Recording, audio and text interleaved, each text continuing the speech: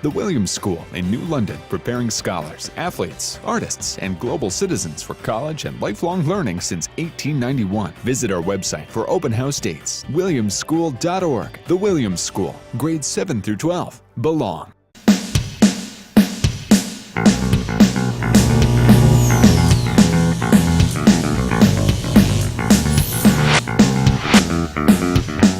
It's time for the Wizards of the Weekend with Lee Elci, Rick Koster, and cardiologist John Foley. I go to all this effort, expense to throw John Foley in the mix there, and he doesn't even show up.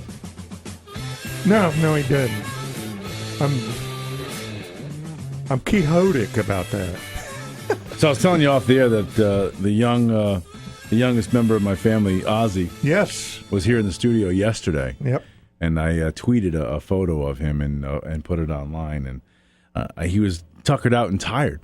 Because you're taking him to the dog park, I took him to the dog park. How'd that work out? Well, some lady yelled at me. Some old lady walking a Chihuahua yelled at me. Why? Well, she said, "Is that a puppy?" First of all, there are a couple different kinds of people at the dog park. There are the really friendly, nice folks who are just there, their animals. And then there are these really protective, just get the hell away from me. I don't want to look at you. I'd rather spit on you if you're on fire kind of thing. And that was this lady. And she was yanking her little Chihuahua. And, my dog was curious. So he's a puppy. He's a puppy. He's tiny.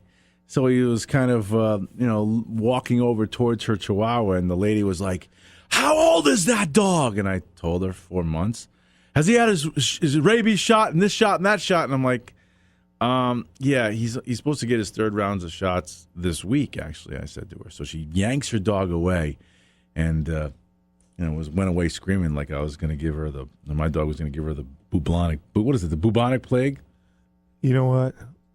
I am essentially speechless because I actually believe that the world is headed towards a catastrophic, all-engulfing plague because of you and your dog.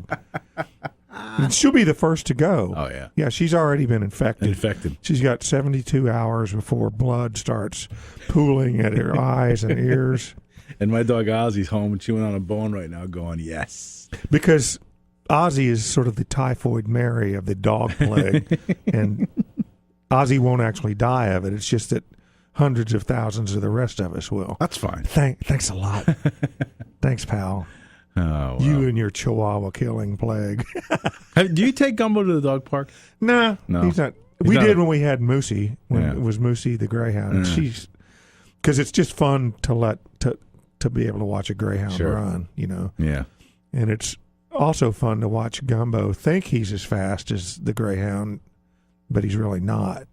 And he's running around like getting in his way, kind of tumbling up his feet. Yeah. Yeah. It's hysterical. And that, you know what I'm going to do? I'm going to bring a pronghorn antelope to the dog park, which I believe is the second fastest animal in the world. And I'll bring a cheetah.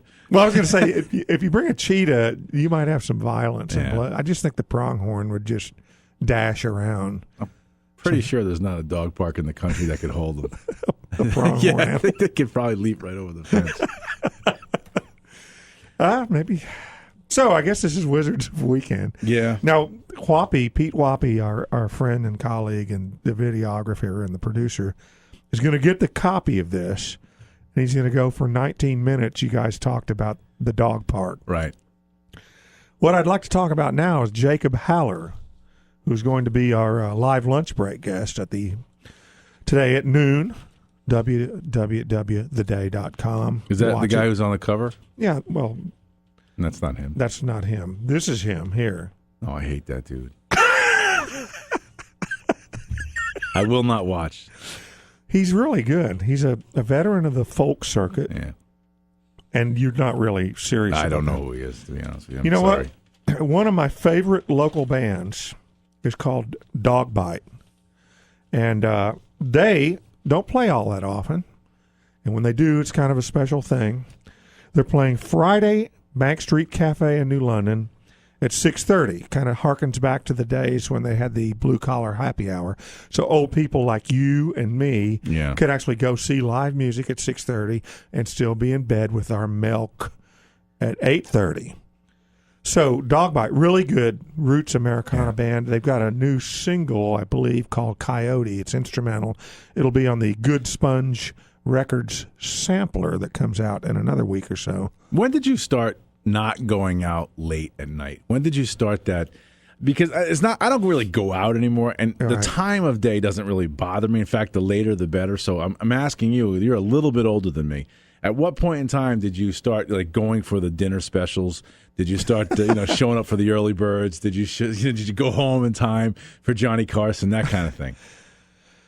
I think when I stopped playing music for a living, it was such a cumulative toll it had taken on me of thousands of nights of being up till 4 or 5 a.m. And I've always been a morning person, even when I was in the band. Really? Yeah. And I think my whole body just, after the last gig I ever played, August 31st, 1991, my whole body just said, all right, dude, we now qualify for the 6 o'clock Luby's cafeteria dinner with all of the oldsters. So you are a morning person. I am a morning person. So were you the first one up always in the band? Yeah, okay. Absolutely. And I'd go down to the hotel because we didn't have enough money to each have our own hotel room. So there'd be 2 guys in each room or whatever. And I just get up and go downstairs in the lobby and eat breakfast and read the newspaper and stuff and start drinking. What about, I was going to say, what about the girl? Would you have to push a couple of the girls that you had out of the way? A couple of the roadie girls that chased you around? Well, we didn't have any women roadies. We did have a female sound person for a while. Right. She was quite good. Did you have a lot of like women throwing their underpants at you? I'll tell you what. The band I was in was called Safety in Numbers. Yeah, and this was at the height of the new age or the new wave era, and there were a lot of the bands like Duran Duran and stuff like that. And so they ran an article in the Dallas Observer, which is sort of like the alternative weeklies up here in New Haven or Hartford or whatever, on face bands, which is to say bands that had good-looking guys, and the implication, crudely enough, was that the bands didn't get by on their talent, but they did on their looks. And Safety in Numbers was included in this article as being a face band, which is to say there were 4 really handsome guys in the band, and then they kind of pushed me in the background. It's like the guy with the receding chin pushed him in the back, and that was me. So now I'm supposed to be talking about this. Kenny Chesney, Friday and Saturday. Wow, that's big. Mohegan Sun Arena. You know what's good about that show? Because I don't really care about Kenny Chesney. There's a Texas woman named Casey Musgraves who's starting both shows. Her first album came out 2 days ago. It's called, amusingly enough, Same Trailer, Different Park. She's going to be huge, I'm telling you. Who is it? Casey Musgraves. That was one of those times that I wasn't listening. No, you're looking at penthouse.com. And I can see it in the mirror, reflecting in the window. Trust me on Casey Musgraves, okay? Yep. She is really good. So get to the Kenny Chesney show promptly at 7:30 because they'll give her 15 or 20 minutes. Here's a show I like a lot. Wednesday, Oasis Pub, New London, Rachel Brooke. She is a country blues traditionalist.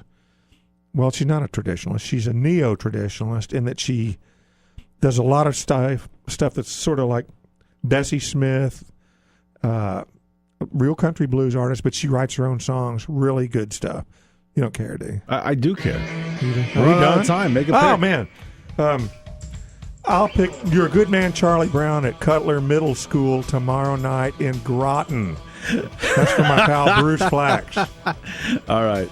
Listen, don't move.